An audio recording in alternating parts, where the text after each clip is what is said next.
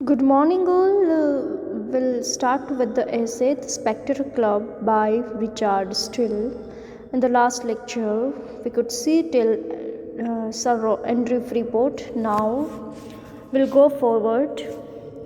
Next to Sir Andrew in the club room sits Captain Sentry. अब sir Andrew के बाद आते हैं Captain Sentry, a gentleman of great courage, good understanding but invincible modesty. वो बहुत ही अच्छे व्यक्ति है, बहुत ही अच्छी अंडरस्टैंडिंग के साथ बहुत ही करेजियस व्यक्ति है, लेकिन इनविंसिबल मॉडेस्टी, वो बहुत अपने ख्यालात है दूसरों के सामने नहीं रख पाते हैं। उसकी पर्सनालिटी थोड़ी ऐसी है कि वो दूसरों के सामने ही is very honest and good towards his work. उसका काम भी वो ऑनेस्टली करते हैं, तो अगर कुछ गलत होता है तो वो अपने ख्यालात दूसरों के सामने नहीं रख पाते हैं। He is one of those that deserve very well but are very awkward at putting their talents within the observation of such as should take notice of them। तो वो बहुत ही वेरी वेल डिज़र्व है, जो भी post पे अभी इस captain के पोस्ट पे वो काम कर रहे हैं, तो वो उसको उसके लायक है वो पोस्ट, क्योंकि अच्छी तरीके से काम करते हैं, बहुत ही ऑनेस्ट है। लेकिन उसका एक प्रॉब्लम ये है कि वो अपना टैलेंट है दूसरों के सामने नहीं रख पाते हैं, इसलिए कोई उसे नोटिस नहीं करता। He was some years a captain and behaved himself with great gallantry in several engagements and at several sieges। तो वो कैप्टन के तौर पे काम कर चुके हैं और उस बहुत ही अच्छी तरह से उसने बड़ी प्रॉब्लम्स को भी सॉल्व किया है और अपना एज अ कैप्टन वो अपना बहुत ही अच्छा योगदान भी उसने दिया है। But having a small estate of his own and being next to the heir to Sir Roger, he has quitted a way of life in which no one can rise suitably to his merit। और उसके बहुत very small portion of his own estate of his own means कि उसके पास थोड़ी properties है, वो उसमें ही खुश है और उसने अपना जो कैप्टन का पोस्ट है वो छोड़ के अब वो वहाँ पे रहते हैं, क्योंकि वो सुटेबल टू हिज मेरिट, उसके बिहेवियर के तौर तरीके से काम नहीं हो रहा है, क्योंकि वो अपनी बात दूसरों के सामने नहीं रख पाते हैं, तो दूसरे भी उसको नोटिस नहीं करते हैं। वो डिज़र्विंग है, वेल डिज़र्विंग है, वो लायक है वो उस पोस्ट के लिए, लेकिन वो काम नहीं करना चाहते हैं। Who is not something of a courtier as well as a soldier। I have heard him often lament that in a profession where merit is placed in so conspicuous a view, impudence should get the better of modesty। तो वो बहुत ही बार lament यानी कि पछतावे से भी बोलते हैं कि वो जो प्रोफेशन में थे वहाँ पे वो अपना ऑनेस्टी नहीं होते हुए भी वो काम नहीं कर पा रहे थे, वो अपना मत अपना विचार दूसरों के सामने नहीं रख पा रहे थे, तो वो ऐसी जॉब कैसे कर सकते हैं, तो इसलिए उसने क्विट कर दिया, वो छोड़ दिया। I never heard him make a sore expression but frankly confessed that he left the world because he was not fit for it। उसने कन्फेस किया है, माना भी है कि मैंने अपनी जॉब छोड़ दी because of I am not happy with that, I couldn't do my job well, so I left that.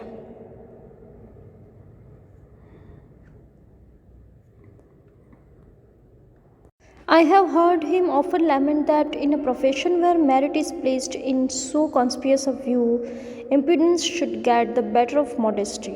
तो रिचर्ड स्टील बताते हैं कि बहुत बार मैंने उसको लेमेंट यानी कि पछताते और या फिर बोलते हुए सुना है कि ऐसा प्रोफेशन जहाँ पे मैं अपनी बात किसी के सामने नहीं रख पाता हूँ और ऑनेस्टली मैं काम नहीं कर पाता हूँ, तो इससे बेटर है कि मैं वो छोड़ के अपना जो भी लाइफ है वो ऐसे ही सिंपल वे से बिता पाऊँ। When he has talked to this purpose, I never heard him make a sore expression, but frankly confessed that he left the world because he was not fit for it। तो जब भी वो ऐसी बातें करते हैं अपनी जॉब के बारे में, तो उसका एक्सप्रेशन बुरा नहीं होता, वो फ्रेंकली बहुत ही अच्छे तरीके से कन्फेस करते हैं, यानी कि बताते हैं, एक्सेप्ट करते हैं कि मैं इस जॉब के लिए फ़िट नहीं था, तो मैंने उसे छोड़ दिया। A strict honesty and an even regular behavior are in themselves obstacles to him. तो स्ट्रिक्ट वो बहुत ही ऑनेस्ट थे, थोड़ा सा भी ऊंच नीच वो नहीं चलाते थे, स्ट्रिक्ट थे, वो बहुत ही अपने काम में पर्टिकुलर थे, रेगुलर थे। उसका ये बिहेवियर ही उसके काम का में ऑब्स्टिकल्स यानी कि अड़चन हो चुका था, प्रॉब्लम हो चुका था और he left his job. He must press through cowards who endeavor at the same end with himself. The favor of a commander, he will, however, in his way of talk, excuse generals for not disposing according to man's desert, requiring into it, for says he, that great man who has a mind to help me has as many to break through to come to me as I have to come at him. तो वो he is so gentleman. और हमारा relation, हमारा यानी कि ये captain Sentry और Richard still जो ये ऐसे के राइटर है, वो बताते हैं कि हमारा रिलेशन इतना अच्छा था कि जो भी प्रॉब्लम है हम एक दूसरे को, he come to me and I go to him, और मैं उसके साथ या वो मेरे साथ बहुत ही अच्छे से शेयर करते थे। और क्लब में मेंबर्स जो ये 6 लोग थे वो they are all very good gentlemans, they are they were going through the good portion of their life, they have good experience. तो वो लोग ये क्लब ऐसे ही बनाए थे कि वो लोग अपना लाइफ है वहाँ पे अच्छी तरह से एक दूसरे के साथ अपनी बातें शेयर करके बिता सकें। I have to come at him.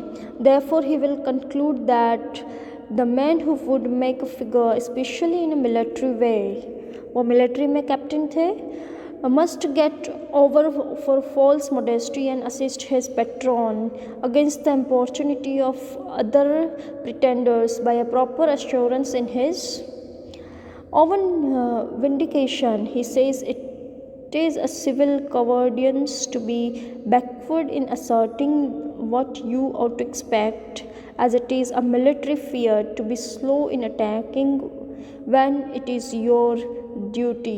Okay, तो ये वो बताते हैं कि अगर आपको कोई भी पोजीशन पे रहना है तो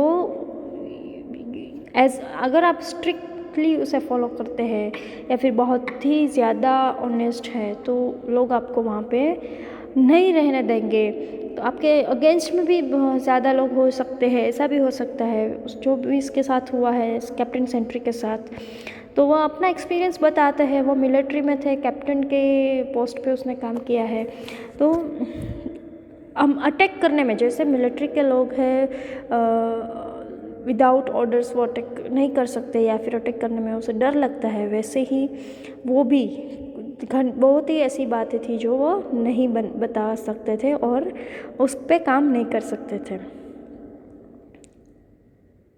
और ये अगर मिलिट्री के मेन होकर आप कावर्डियंस यानी कि डरपोक है तो ये फियर आपके अंदर नहीं होना चाहिए, वैसा वो मानते थे।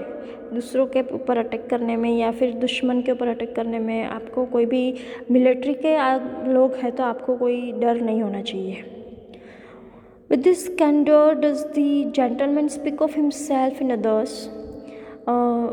The same frankness runs through all his conversation. तो ऐसे ही वो सब क्लब मेंबर्स के साथ बातें करते थे, बहुत ही फ्रैंकली बातें करते थे और उसके कन्वर्सेशन, उसकी बातचीत भी बहुत सही लगती थी।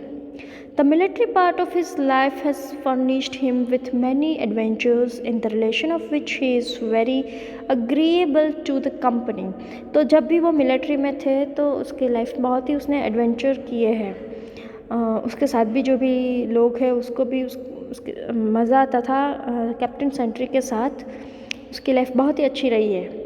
For he is never overbearing through accustomed to command men in the utmost degree below him. तो वो ऐसा भी मानते थे कि उसके अंडर में below him, उसके अंडर जो भी कोई व्यक्ति काम करता है उस बहुत ही कमांड करना उसे अच्छा नहीं लगता था। अटमोस्ट डिग्री, बहुत ही उसे परेशान करना उसे अच्छा नहीं लगता था। उसका नेचर बहुत अच्छा था, तो सबके साथ उसके अंडर भी जो लोग काम करते थे उसके साथ भी बहुत ही अच्छी तरह से वो व्यवहार करते थे। nor ever to obsequious from an habit of obeying men highly above him। और वो ऐसा भी नहीं था कि उसके ऊपर जो व्यक्ति है उसको हाईली ओबे करना है, या फिर वो जो भी बोले वो एक्सेप्ट करना ही है, अगर सही हो या गलत हो। तो गलत बात वो एक्सेप्ट नहीं करते थे, वो बहुत ही ऑनेस्ट थे। तो उसकी लाइफ की स्ट्रेटेजी, उसके प्रोफेशन की स्ट्रेटेजी यही थी कि उसके अंदर जो लोग काम करते हैं, उसके बिलो जो लोग काम करते हैं, उसको बहुत परेशान नहीं करना है, उसको कमांड नहीं करना है, और उसके ऊपर हाई पोजीशन पर जो है उसको भी स्ट्रिक्टली फॉलो नहीं करना है। इन द सेंस के गलत बातें वो फॉलो नहीं करनी है।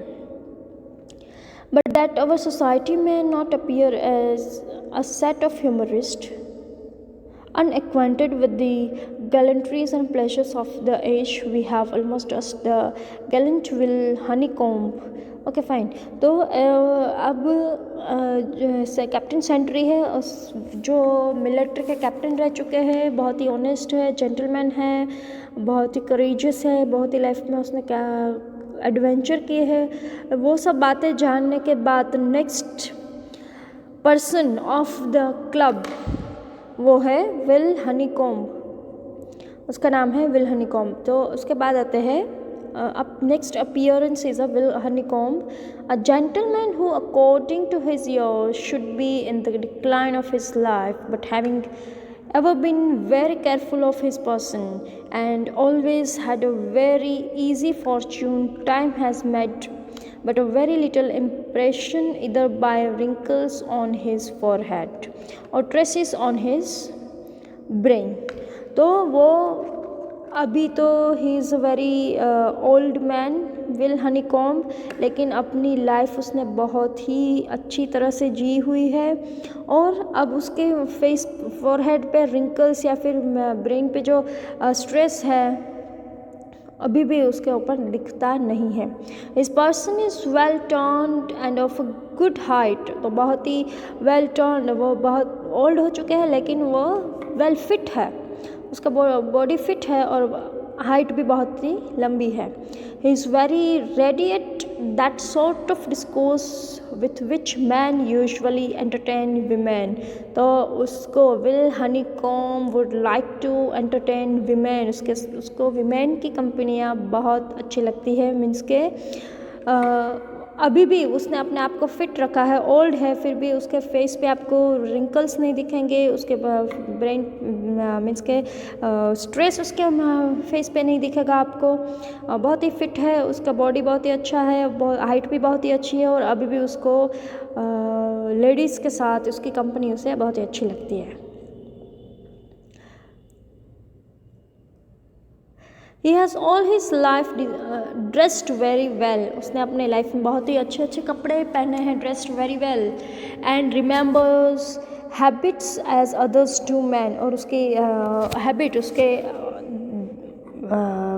जो ख्यालात है, उसके जो शौक़ है वो दूसरों से बहुत ही अलग है।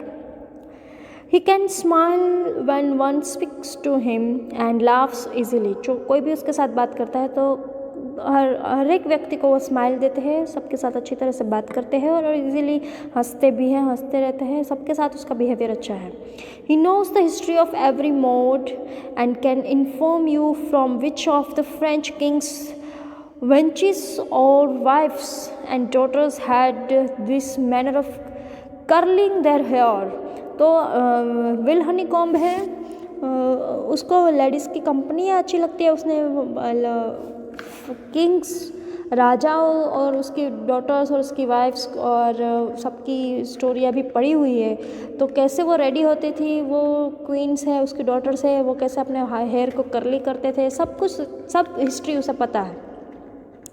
That way of placing their hoods, और कैसे वो अपने बाल बनाते थे, कैसे वो कपड़े पहनते थे, which type of clothes they used to wear, which type of hoods यानी भी चप्पल्स या फिर हील्स वो पहनना पसंद करते थे। Whose fertility was covered by such a sort of petticoat and those vanity of show her foot made that part of the dress so short in such a year। तो कितने शॉर्ट ड्रेसेस पहनते थे या फिर long dresses पहनते थे, सब he is very well known to the history, तो सब उसे पता रहता है. In a word, all his conversation and knowledge have been in the female world. और उसकी दूसरों के साथ भी बातें फीमेल वर्ड के रिलेटेड ही ज़्यादा बातें करते रहते हैं. As another man of his age will take notice to you what such a minister said upon such an occasion. He will let you when the Duke of Monmouth danced at court. Such a woman was then smitten. Another was taken with him at the head of his troop in the park. In all these important relations he has ever bowed, the same time received a kind glance or a blow of a fan from some celebrated beauty, mother of the pleasant lord, such a one. Means के उसको women की कंपनियाँ अच्छी लगती थी, ladies की company अच्छी लगती थी. उसको पास्ट में भी सब पढ़ा हुआ है, मीन्स के लेडीज़ कैसे रेडी होती है सब पढ़ा हुआ है. और उसकी बातें भी लेडीज़ के रिलेटेड ही रहती थी, वीमेंस के रिलेटेड ही रहती थी.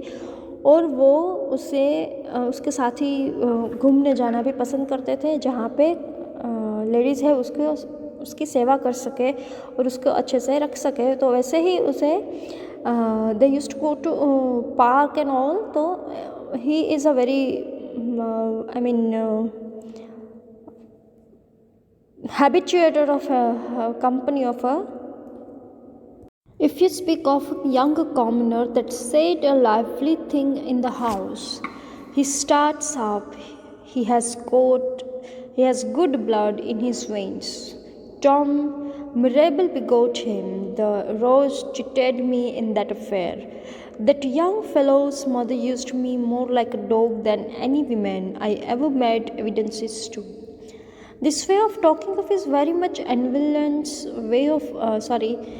enlivens the conversation among us of a more sedate tone, and I find there is not one of the company but myself who rarely speak at all, but speaks of him as of that sort of a man who is usually called a well-bred fine gentleman. Richard Steele बताते हैं will honeycomb के बारे में कि वो जैसे भी उसके ख्यालात थे, उसको वीमेंस के साथ अच्छा लगता है, वो उसकी बातें करते रहते हैं, दूसरों के साथ भी वीमेन की बातें करते रहते हैं. उसको हिस्ट्री में भी कौन सी वीमेंस ने क्या कौन से ड्रेसअप किए हैं, कैसे करली हेयर करते थे, सब उसे पता रहता है जो भी हो. लेकिन जब मैंने उसके बारे में उसके घर से या फिर आसपास के लोगों से पता किया तो पता चला कि ही is a very good person. उसका जो ब्लड उसका मीन्स के वो उसका ग्रो अप है वो बहुत ही अच्छे घर से हुआ है, उसके संस्कार भी अच्छे हैं, उसका बिहेवियर जो भी हो लेकिन सबके साथ वो अच्छी तरीके से पेश आते हैं, उसके अंदर कोई बुरे ख्यालात नहीं है. वो उसका नेचर जो भी हो विमेंस की सामने या फिर उसकी तरफ उसके विचार ख्यालात जो भी हो लेकिन बुरे ख्यालात उसके नहीं हैं. और लास्ट में वो कहते हैं to conclude his character where women are not concern he is an honest worthy man.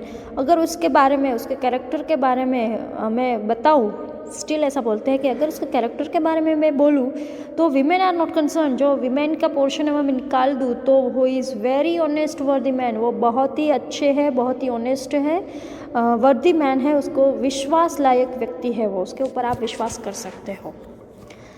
और next is fifth one is Will Honeycomb. Now the sixth one, there are 6 members in the club and the last one is tell whether I am to account him whom I am next to speak of as one of our company, for he visits us but seldom. अब last member है ये club के. यहाँ पे Richard बताते हैं कि मुझे नहीं पता मुझे इसके बारे में बताना है कि नहीं, लेकिन ये हमारे क्लब के लास्ट मेंबर है, 6th मेंबर है, लेकिन बहुत ही कम क्लब में विज़िट करते हैं, बहुत ज़्यादा नहीं आते हैं, इसलिए मैं सोच रहा हूँ कि मैं आपको बताऊँ कि नहीं, लेकिन he is very good man. So जो भी मुझे पता है मैं उसके बारे में आपको यहाँ पे बता रहा हूँ. But when he does, he adds to every man else a new enjoyment of himself. लेकिन जब भी वो आते हैं, बहुत कम आते हैं, लेकिन जब भी आते हैं वो हमारे अंदर बहुत ही अच्छा सा enjoyment लेके आते हैं, हम बहुत ही खुश हो जाते हैं. Because he is a clergy man, a very philosophic man. वो क्लर्गी मैन है। क्लर्गी मैन का मतलब है पादरी, चर्च के जो पादरी होते हैं वो है। उसका नाम नहीं दिया गया है, सिर्फ ऐसा बताया है कि ये क्लर्जी मैन है, पादरी है, और बहुत ही फिलोसॉफिक तरीके से अपनी लाइफ जीते हैं और फिलोसॉफिक बातें भी करते हैं, तो हमें बहुत अच्छा लगता है। of general learning, great scarcity of life and the most exact good breeding। बहुत ही अच्छा नॉलेज है उसके पास, लाइफ के जीने के तौर तरीके हमें सिखाते हैं, बताते रहते हैं, और मोस्ट एग्जैक्ट गुड ब्रीडिंग, उसका ग्रो अप भी बहुत ही अच्छा हुआ, उसके संस्कार भी बहुत अच्छे हैं। He has the misfortune to be of a very weak constitution and consequently cannot accept of such cares and business as preferment in his function would oblige him to. He is therefore among divines what a chamber councillor is among lawyers। तो वो life दुनिया में रह के उसके तौर तरीके अपना नहीं सकते थे, इसीलिए वो अमंग द डिवाइंस, वो यहाँ पे चर्च में पादरी के तौर पे वो काम करते हैं और फिलोसॉफिक अपना जो लाइफ है वो जी रहे हैं। The probity of his mind and the integrity of his life create him followers. तो उसके विचार है, उसका जो नॉलेज है और लाइफ जीने का जो तरीका है, उससे उसने अपने कितने सारे फॉलोअर्स भी लोग उसके बहुत ही फॉलो भी करते हैं। एज बीइंग एलोक्वेंट और लाउड एविडेंस एडवांस अदर्स, वो बहुत ही अच्छे तरह के सबके साथ रहते हैं, नॉलेज बेचते बातें करते हैं, तो सबको अच्छा लगता है। His ultimate introduces the subject he speaks upon, but we are so far gone in years that he observes when he is among us an earnestness to have him fall on some divine topic। वो जब भी हमारे साथ यहाँ पे club में आते हैं तो कुछ ना कुछ डिवाइन टॉपिक पे अच्छे तरीके से बातें करते हैं, इतना अच्छा नॉलेज हमें बताते हैं कि हम सब उसके टॉपिक की बातचीत करने की हमेशा वेट करते हैं। Which he always treats with much authority as one who has no interest in this world, as one who is hastening to the object of all his wishes and conceives hope from his decays and infirmities। तो जो भी लोगों को दुनिया में interest नहीं है, जो नेगेटिव बातें जिसके माइंड में है, उस सबको अच्छी तरह से समझाते हैं, अच्छा बातें बताते, डिवाइन टॉपिक पे बातें करते हैं, गॉड से रिलेटेड बातें करते हैं, तो लोगों के अंदर एक नई होप, नई विशेष भी वो अंदर भर देते हैं, मीन्स के उसे जीवन जीने का तरीका, तौर तरीके बताते हैं। Is a very good clergyman, वो बहुत ही अच्छे पादरी है। These are my ordinary companions. और लास्ट में रिचर्ड स्टिल बताते हैं कि ये मेरे क्लब के ऑर्डिनरी सब मेंबर्स हैं, जिसके बारे में मैंने इस पूरे ऐसे में आपको बताया कि this are 6 are my ordinary companions. Okay, will stop here. Thank you so much.